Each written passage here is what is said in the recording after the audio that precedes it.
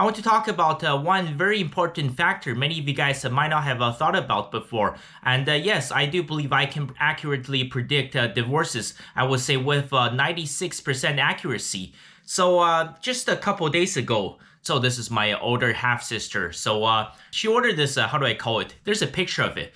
So this is a rack for hanging your clothes and other stuff, your handbags and whatever, right? And it is winter here, it's quite cold. So basically her closet has ran out of space. So she ordered this thing. Obviously it didn't look like this when it arrived. It came in this massive brown box.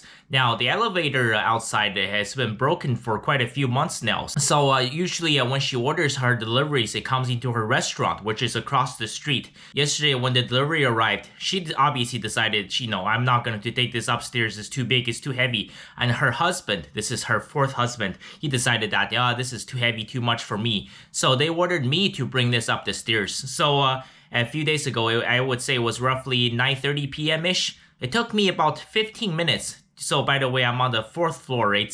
So there was 81 steps. It was a massive struggle. This thing probably weighed, I don't know, it must be 70 or 80 pounds just to drag this up the stairs, right? And she wants me to assemble this. I said it's no big deal. I'm pretty tired. It's pretty late. I'll do it the next morning. Now, because of her restaurant, she usually goes to sleep very late and she sleeps in the morning.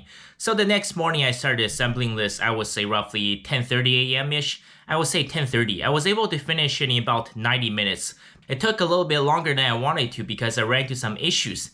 So here's the thing, while I was assembling this, right, all I got was complaints and complaints and complaints from both my sister and my mom, right? So as soon as I started, just unpacking this whole thing, as I started taking the packages off, my mom is like, oh, there's an old couch in the living room. The couch has to go. I said, okay, I'm busy right now. I can't take care of the couch. I don't know why you want to get rid of the couch so bad. Shouldn't you at least talk to my sister about the couch? And she just went absolutely berserk. She's like, we have this rack. This is where we're going to put all our clothes. Because before, right, there wasn't enough spaces in the closet. So many people, they just left their jackets on the couch. I guess this somehow drove her nuts, but that's been going on for months. So for some reason, she kept bugging me about this couch, and this couch. I said, like, hold on, what the hell is the deal with you? Like, I need some peace, alright? I'm trying to read the instruction manual. I'm going to put this rack together, and I'll look at the couch. And by the way, the whole thing was a disaster. The couch probably weighs like 500 pounds. There's no way I can somehow pivot this down the stairs. And my mom,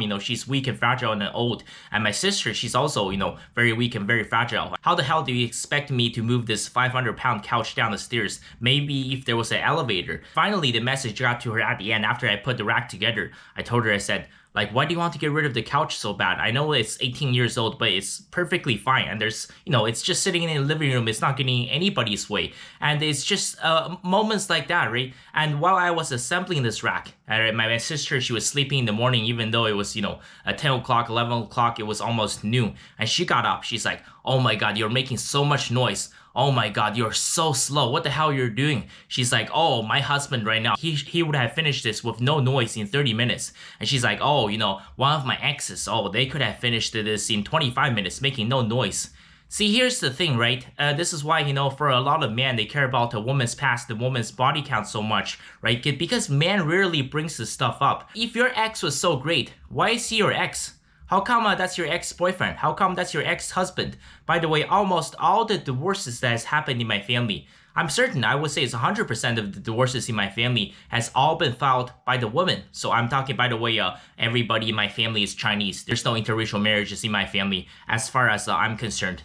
I was just thinking, I wanted to say something back, right? If you're, current, this is your 4th husband, by the way. So my mom and sister, they've been married a total of 11 times. They've been divorced 9 times. It's no wonder, right? So if your current husband, if your 4th husband is so great, why did he not pick up this rack from downstairs? Why didn't he not drag this box up the, 81 steps of stairs up to the 4th level? Why didn't he unbox it last night and just put everything together in half an hour? You asked me to do it. And the whole time I was, assembling this rack, my mom is constantly, oh, you gotta do this, you gotta do this, you gotta do this. I'm just like, please, like, just for once, just please be quiet. Please shut up and just let me do my thing, right? If you're a real expert craftsman, right? If you're so good at this, right? Why don't you just do it yourself, right? Because it's not as straightforward as it looks. And it does take some physical strength. It takes some manual labor. Sometimes they're complaining, I was too loud, I was grunting. Because, sometimes when two pieces of rod are stuck together, you need some power to move it. And the whole time my mom's like, oh, you gotta do this, you gotta do this, you gotta do this.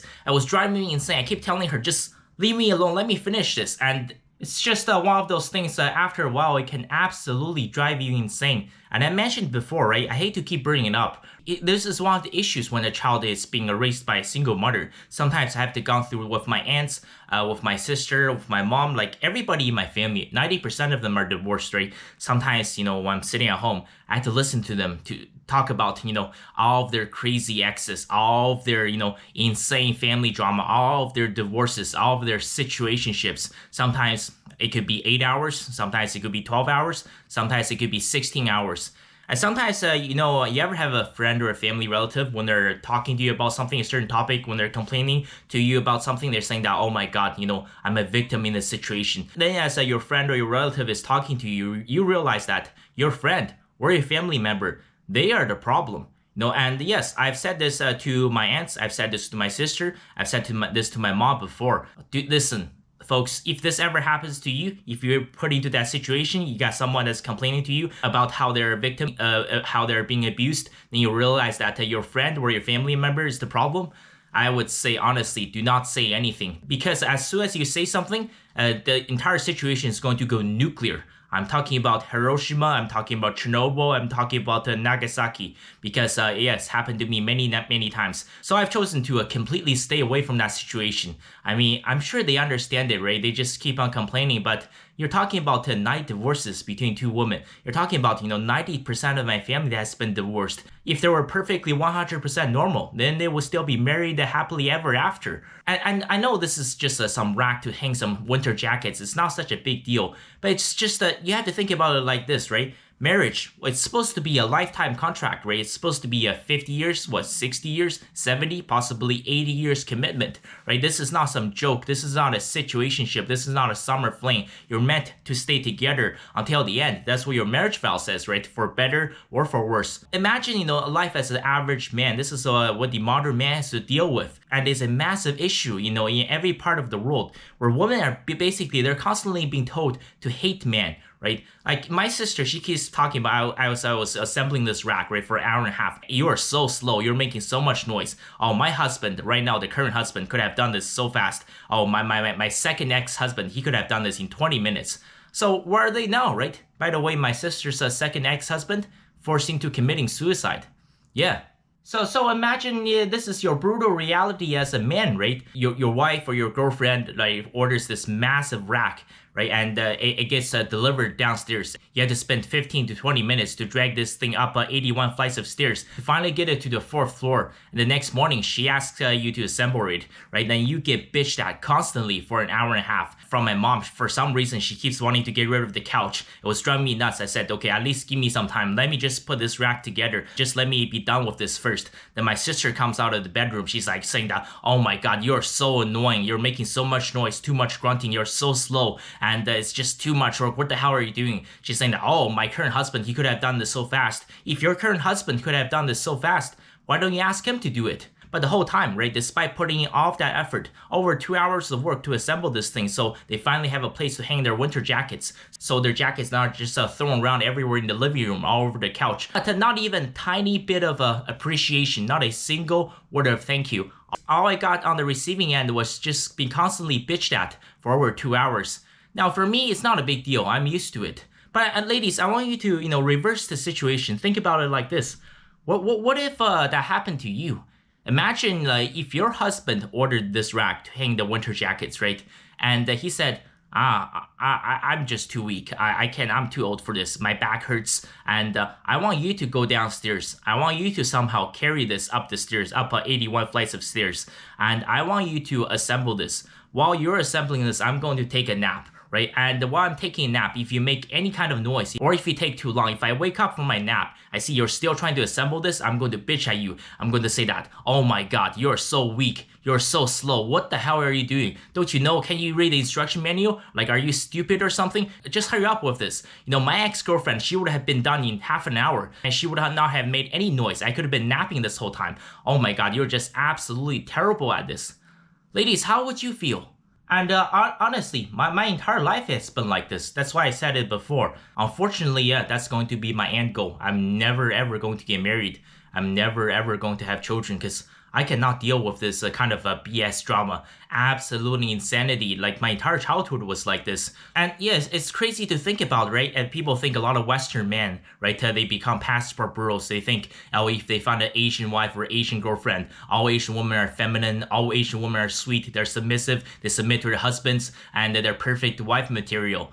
Oh, let me tell you this, right? Just looking at the divorce rates in America and Canada between white man and Asian woman, it's roughly 50%. It's not any lower versus a white man or white woman couple. It's the same thing, right? If you choose to find a wife in China, in Japan, in Korea, if you go to Philippines, go to Thailand, look at the divorce rate, it's roughly 50%.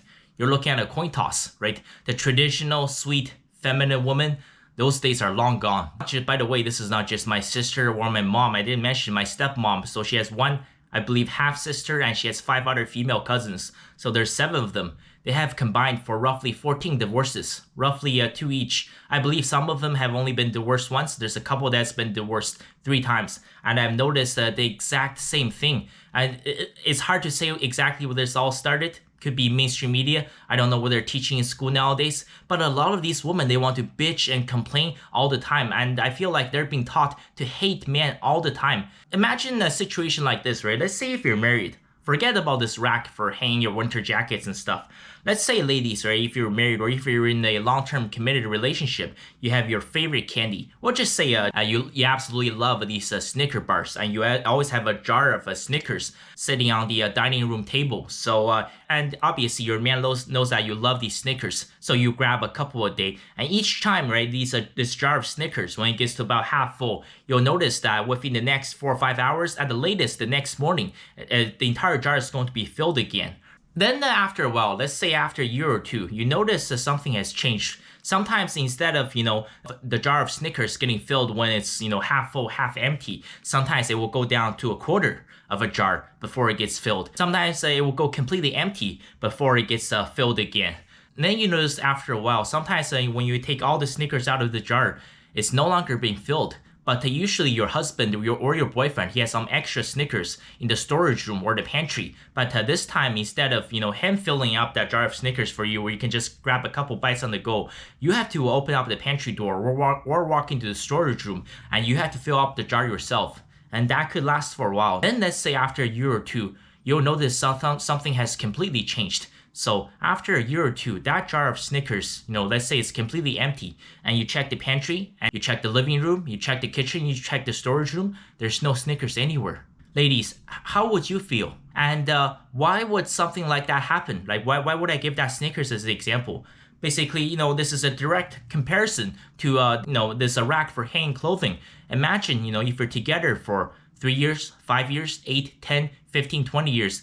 Imagine, this is the life of an average man. If this is what he has to deal with every single day, yeah, you have to wonder why, if your man's turning cold to you, if he's not giving you any attention, if he's not giving you any compliments, right? If your relationship or marriage is going straight south, it's going sour, you have to wonder why. This is the kind of BS men have to deal with every single day, right? I worked my ass off for 2 hours. Like, I have to say, honestly, like, I'm not an expert, but like, that was more work than I expected, right? I put in 2 hours of work. All I got was, getting complained at, getting yelled at, getting bitched at for 2 hours for absolutely no reason. My sister, she was constantly bragging to me how her 4th husband is so great. Oh, he could have done this, he could have done this, he could have done this. I was thinking the whole time, yeah, why don't you just go to him? And I've heard this from so many guys while I was living in Canada. And I asked the guys what happened to their exes, and they just keep saying that the reason why these guys don't have a girlfriend anymore, they keep saying that, oh, because their ex-boyfriend Jake, he was so much better. Oh, this ex-boyfriend was taller, and he made more money. He had a Lamborghini. Oh, he was better in bed. He was better at this. He was better at this. Ladies. So yeah, okay, if your man's so great, why is Jake your ex, right? Why is Ethan your ex?